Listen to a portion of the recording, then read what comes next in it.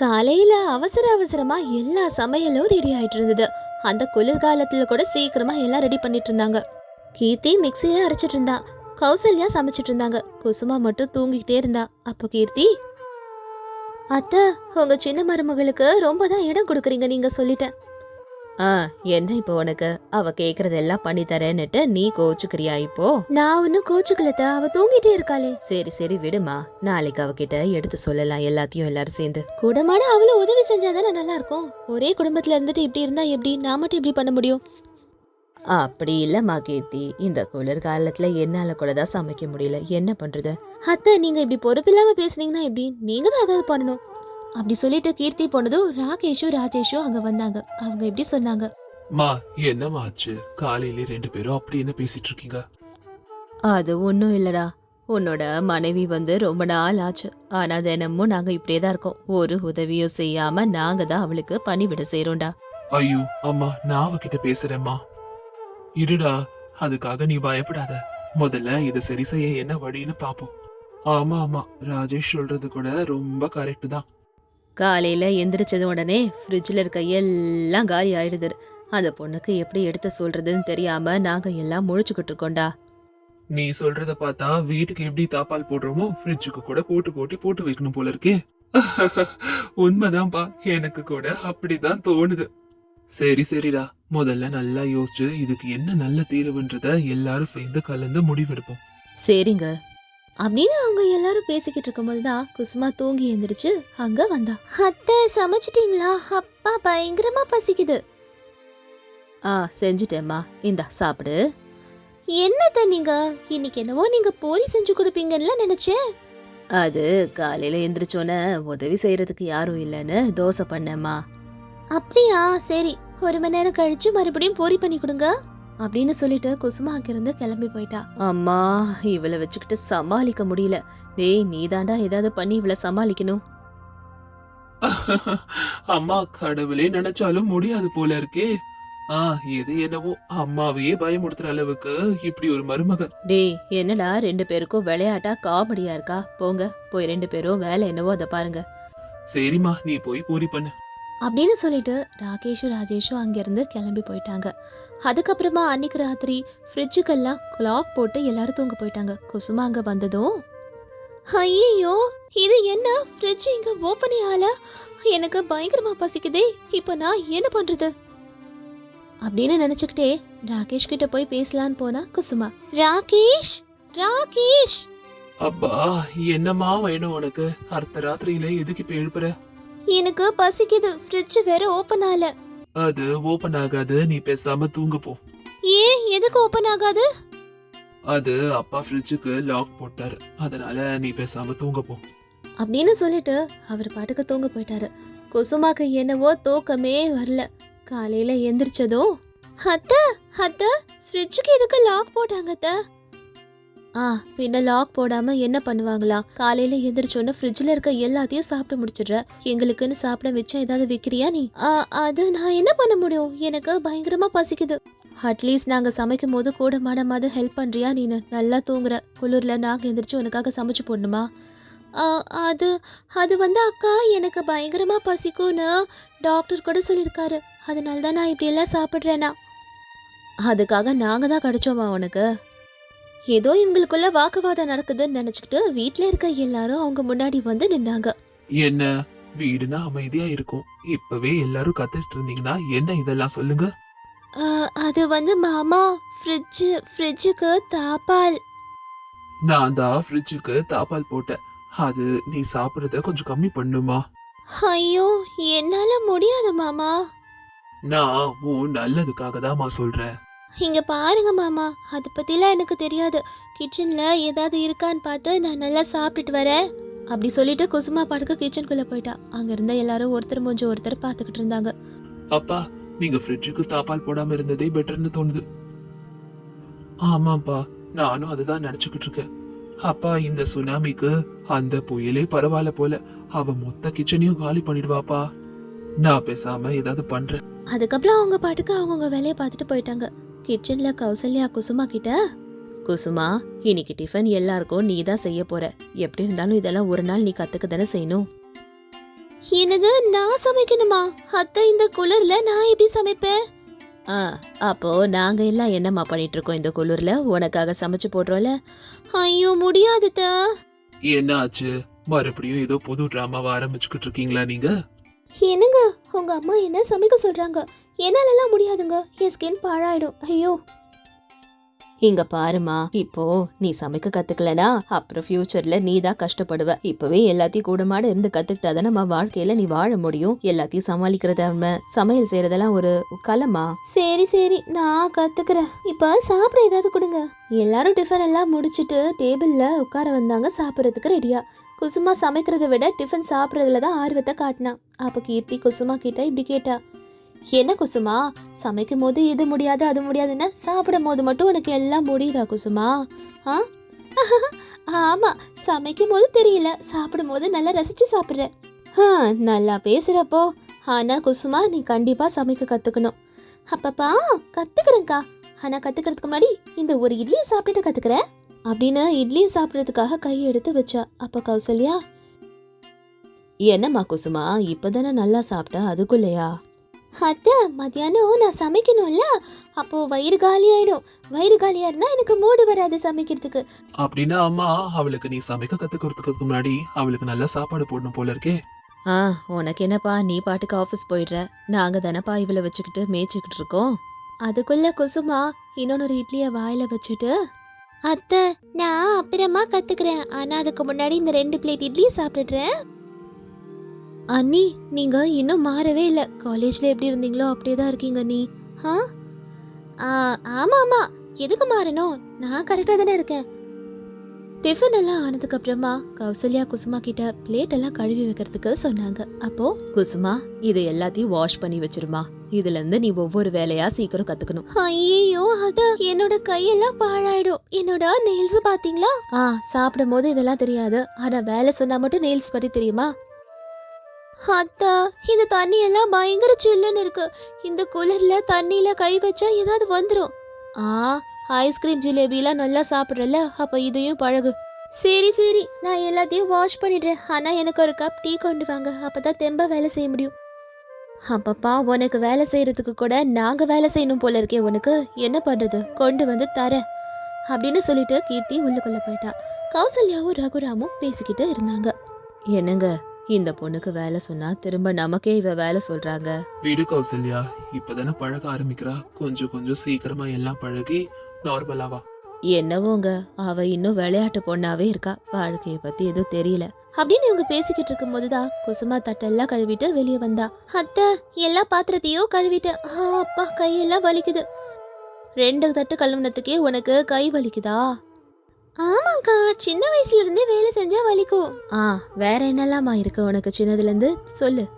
அவ்வளவுதாக்கா, நான் அவ்வளவா வேலை செஞ்சதில்ல அப்படின்னு குசுமா சொல்லிக்கிட்டு இருக்கும் போதுதான் ராகேஷ் அங்க வந்து, ஐயோ பாவம், உனக்கு வலிக்குதா? ஆமா ராகேஷ், பாருங்க நான் எவ்வளவு கஷ்டப்பட்டு இன்னைக்கு எல்லாம் செஞ்சிருக்கேன்.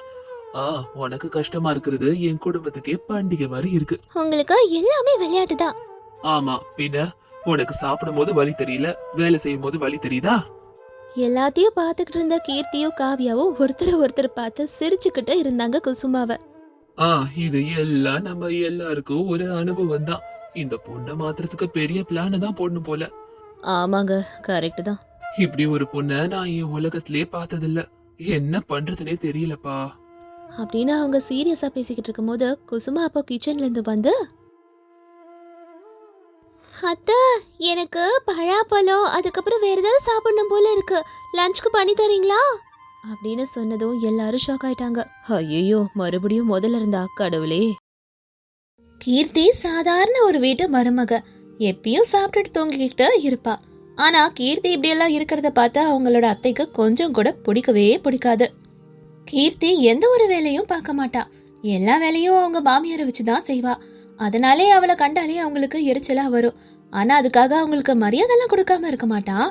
எந்த வேலை கொடுத்தாலும் அதை இப்பவே செய்யணுமான்னு ரொம்ப சோந்தேறித்தனம் பட்டுக்கிட்டு அந்த வேலையை செய்யாமையே இருப்பா கீர்த்தி. இப்ப என்னவோ அங்க குளிர்காலத்துல மாமியாருக்கு கொஞ்சம் எல்லா வேலையும் செய்ய கஷ்டமா தான் இருந்தது. அப்ப கூட கீர்த்தி வந்து உதவி செய்யல. அப்ப கௌசல்யாமா, என்னம்மா கீர்த்தி, இன்னைக்கு வெறும் சாதம் மட்டும்தான் வச்சிருக்க, சாம்பார், அதுக்கப்புறமா ஏதாவது காய்கறி இதெல்லாம் பண்ணிருக்கலாம்ல. வெறும் சாதத்தை மட்டும் பண்ணா எப்படி சாப்பிட முடியும்? தொட்டுக்கிறதுக்கு ஏதாவது பண்ணணும்லம்மா. அப்படியே இருந்தா எப்படி? நீயும் சுறுசுறுப்பா வீட்டு வேலையெல்லாம் செய்ய ஆரம்பிச்சாதானே எல்லா வேலைகளும் கிடுகிடுகிடுன்னு நடக்கும். பாதி பாதியிலே எல்லா வேலையும் முடிச்சா உனக்கும் வேலை அதிகம், எனக்கும் வேலை அதிகம். ஒரு வேலையை எடுத்தா முழுசா நீயே அதை முடிக்க கூடாதாமா கீர்த்தி? ஐயோ இல்லதா, வீட்டில் இருக்க எல்லா வேலையும் செஞ்சு நான் ரொம்ப டயர்டா ஆயிட்டேன். உங்க பையன் கிட்ட சொல்லி தான் இருந்தேன், வரும்போது குழம்பு அதுக்கப்புறம் வேற ஏதாவது தொட்டுக்க இருந்தா வாங்கிட்டு வாங்கன்னு அவர்கிட்ட சொல்லியிருக்கேன். பக்கத்துல இருக்க மல்லிகை கடையிலயும் கொஞ்சம் கேர்டெல்லாம் வாங்கிட்டு வந்தேன். அப்புறம் என்ன, தேவையான எல்லாம் இருக்கும் போது அப்புறம் எதுக்கு நான் வேற போய் சாம்பார் காய்கறி எல்லாம் பண்ணணும்? இருக்கிறத சாப்பிட்டாங்கன்னா சரியா போயிட போகுது. சரிம்மா, ஏதோ ஒண்ணு. நீ சொல்ற மாதிரி இருக்கிறது என்ன இருக்கோ அதை இன்னைக்கு அட்ஜஸ்ட் பண்ணி சாப்பிட்டுக்கலாம். எனக்கும் இன்னைக்கும் உடம்பு முடியல, எல்லா வேலையும் எடுத்து போட்டு செய்ய முடியல. குளிர் வேற இருக்கா, தரையில காலை வைக்க முடியல, சில்லுன்னு இருக்கு. நல்லா தூங்கலாமான்னு இருக்கு. சரி, சீக்கிரமா சட்டுப்புட்டுன்னு சாப்பிட்டுட்டு அடுத்து என்ன வேலைன்றத பார்க்கலாம். அதுக்கப்புறமா கீர்த்தி அவங்க அத்தை சொன்ன மாதிரி பிரெட் வாங்குறதுக்கு கடைக்கு போனா. அவங்களுக்கு தேவையான மருந்து மாத்திரையும் வாங்கிட்டு வந்து கொடுத்தா. கொஞ்ச நேரம் கழிச்சு ராஜேஷ் வீட்டுக்கு வந்தாரு. வீட்டுல பொருட்கள் எல்லாம் அப்படியே இருந்தது. சோஃபா மேல துணி இருந்தது, அப்புறம் கிச்சன்ல எல்லா சாமானும் கொட்டி கிடந்தது. என்ன கீர்த்தி, வீட்டுல சாமான் எல்லாம் அப்படியே போட்டு கிடக்கு, துணிமணி எல்லாம் அங்கேயே தான் இருக்கு. என்ன கிச்சன் இப்படி நீட்டா கூட இல்ல? ஏன் இந்த மாதிரி எல்லாம் வச்சிருக்கீங்க? வீடுனா சுத்த பத்தமா நீட்டா வச்சிருக்க தேவையில்லையா? இவ்வளவு நேரம் நீங்க 2 பேரும் என்ன பண்ணிட்டு இருந்தீங்க? வீட்டுல தானே இருக்கீங்க, அப்ப வீட பாத்துக்க வேண்டியது உங்களோட பொறுப்பு தானே. சமையலோ சரியா பண்றது இல்ல, என்னதான் பண்ணிட்டு இருக்கீங்க வீட்டுல 2 பேரும்? நாங்களாவது வெளியே போயிட்டு வரோம், வீட்டுல இருந்தது இதை கூட நீங்க பாத்துக்கலாம்னா எப்படி? வீடு உங்களோட பொறுப்பு தானே. என்னங்க நீங்க இப்படி சொல்லிட்டீங்க? காலையில எந்திரிச்சு உங்களுக்காக டீ போட்டு கொடுத்தேன். அதுக்கப்புறமா சுப்பையா அண்ணன் கடைக்கு போயிட்டு தேவையான பிரெட்டு அப்புறமா மருந்து டிஃபன் எல்லாம் வாங்கிட்டு வந்தேன். அப்புறம் முக்கியமான விஷயம், சாப்பாடு கூட இன்னைக்கு நான் தாங்க பண்ணேன். இவ்வளோ வேலை பண்ணியிருக்கேன், நீங்கள் என்னடானா நான் வேலையே பண்ணலன்னுட்டு சொல்லி காட்டுறீங்க. டேய் விடுடா, எதுக்குடா நீ அவ்வளோ கத்திக்கிட்டு இருக்க? எனக்கு ஆரோக்கியம் நல்லா இல்லை, அதனால தான் இன்னைக்கு நான் வேலை செய்ய முடியலடா. ஏமா, நீங்களும் அவளுக்கு விடாம சப்போர்ட் பண்ணிக்கிட்டே இருக்கீங்க. வீட்டுல இவ ஒரு வேலை கூட பாக்குறது இல்ல, எப்ப பார்த்தாலும் போனை நோண்டிக்கிட்டே இருக்கா. நீங்க தான் வேலை செஞ்சுட்டு இருக்கீங்க.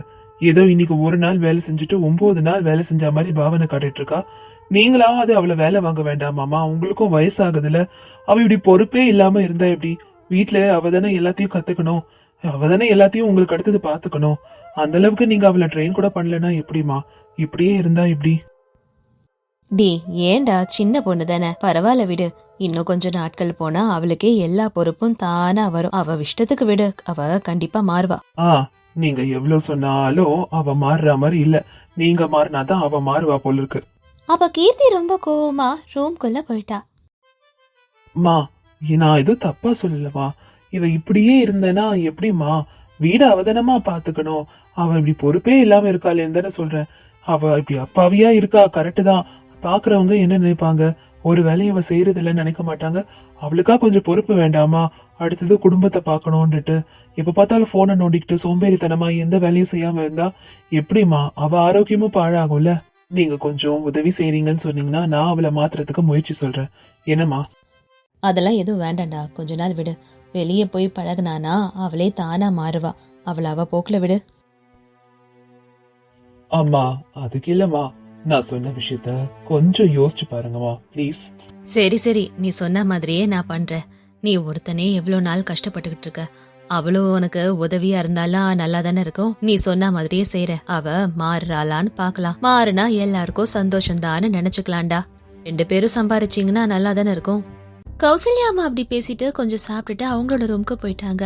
ராஜேஷ் கூட சாப்பிட்டுட்டு கொஞ்சம் சாப்பாடு எடுத்துக்கிட்டு தட்டுல கீர்த்தி கிட்ட வந்து பேச வந்தாரு. அவர் கீர்த்தி கிட்ட, எதுக்கு உனக்கு என் மேல இப்படி ஒரு கோவம்? நான் உன்னோட நல்லதுக்கு தானே சொன்னேன். நல்லதுக்கு சொன்னா இந்த இடத்துல காலமே இல்ல போல இருக்கு. சரி வா, சாப்பாட்டு மேல கோவம் காட்டாத, வந்து சாப்பிடு. சாப்பிட்டது அதுக்கப்புறம் நிறைய கூட கோவம் பட்டுக்கோ, போதுமா? சாப்பாடு சில்லுன்னு ஆறி போயிட போகுது. வா, வந்து சாப்பிடு. ஏன் இப்படி எல்லாம் இருக்க? சாப்பிடு. எதுக்குங்க என்கிட்ட இப்படி எல்லாம் சொல்றீங்க?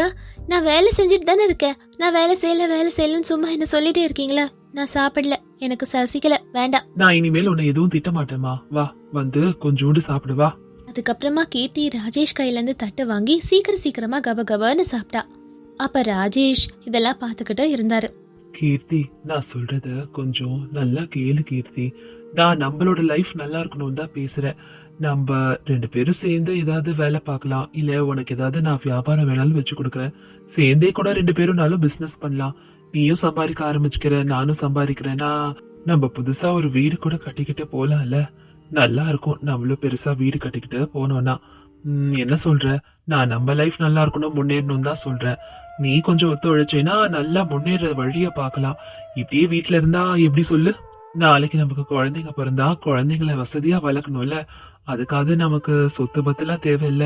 நிறைய சம்பாரிச்சாதானே குழந்தைங்களுக்கு ஸ்கூலு, வசதியான வாழ்க்கை எல்லாம் ஏற்பாடு பண்ணி தர முடியும். அதுக்கு தான் சொல்ற கீர்த்தி. நீ என்ன சொல்ற? நான் உன் நல்லதுதான் சொல்றேன். நீ ஏதாவது சொன்னாதானே எனக்கும் தெரியும். அப்படின்னு ராஜேஷ் சொன்னதோ கீர்த்தி ரொம்ப நேரம் யோசிச்சா. கொஞ்ச நேரம் கழிச்சு ராஜேஷ் கிட்ட கீர்த்தி, இங்க பாருங்கங்க, நீங்க வேலைக்கு போகணும்னு என்ன சொல்றதெல்லாம் கரெக்ட் தான், வியாபாரம்னாலும் சரிதான். நான் எப்படிப்பட்ட வேலைக்கு போவேன்னா, நான் தான் அதுக்கு ராஜா, நான் தான் அந்த மந்திரி. நான் யார்கிட்டயும் வேலையெல்லாம் பார்க்க மாட்டேன். இதுல ரொம்ப தீர்மானமா இருக்கேன். அதான் உங்ககிட்ட இதெல்லாம் தெரிவிக்கிறேன். யார்கிட்டயும் இந்த வேலை அந்த வேலைலாம் பார்க்க மாட்டேன். நான் ராணி மாதிரி இருக்கிற வேலை தான் ஏதாவது பார்ப்பேன். அப்படி ஏதாவது வேலை இருந்தா சொல்லுங்க. முதல்ல ஏதாவது வேலை செய்யணும்னு நினைக்கிறதுக்கு முன்னாடி யார் கீழையாவது வேலை செஞ்சாதான் வேலையை கத்துக்க முடியும். நீ சொல்றத பார்த்தாலும் பிசினஸ் தான். பிசினஸ்னாலும் செய்யற அளவுக்கு நமக்கு நல்ல நாலேஜ் இருக்கணும்ல.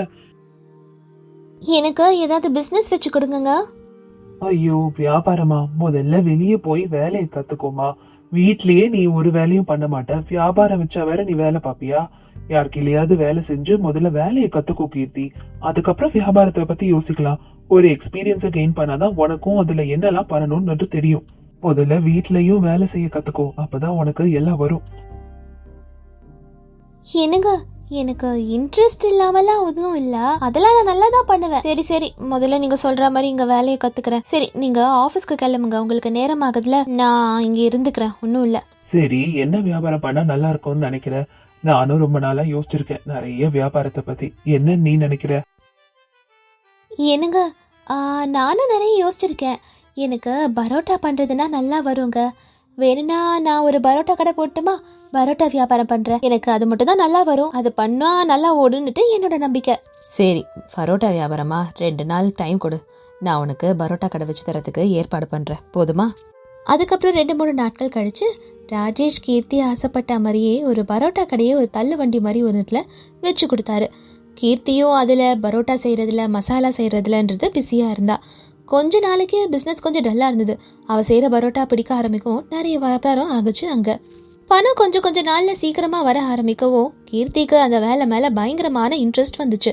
நிறைய கஸ்டமர்ஸ் வந்து பரோட்டா சாப்பிட்டு நல்லா இருக்கும்னு சொன்னாங்க. கீர்த்திக்கு ரொம்ப ரொம்ப சப்போர்ட்டிவாக இருந்தார் ராஜேஷ். காலையிலே எந்திரிச்சு கீர்த்தியும் எழுப்பி விட்டுருவாரு. வியாபாரம் பிக்கப் ஆகிற வரைக்கும் தினமும் அவரும் கீர்த்தி கூட போய் கடையில் உட்காருவார். அவளுக்கு வியாபாரம்னா என்னன்னுட்டு ராஜேஷ் தான் குரு மாதிரி இருந்து ஒவ்வொன்றா சொல்லி கொடுத்துக்கிட்டு இருந்தார். அவரோட வேலையும் பார்த்துக்கிட்டு கீர்த்திக்கும் உதவியாக இருந்தார் ராஜேஷ். கீர்த்தியும் போக போக அந்த வியாபாரத்தில் ரொம்ப நல்லா இன்ட்ரெஸ்டோட பண்ண ஆரம்பிச்சா. இப்படி 2 பேரும் ஒருத்தருக்கு ஒருத்தர் சப்போர்ட்டிவாக இருந்து வாழ்க்கையில் முன்னேறி காட்டினாங்க.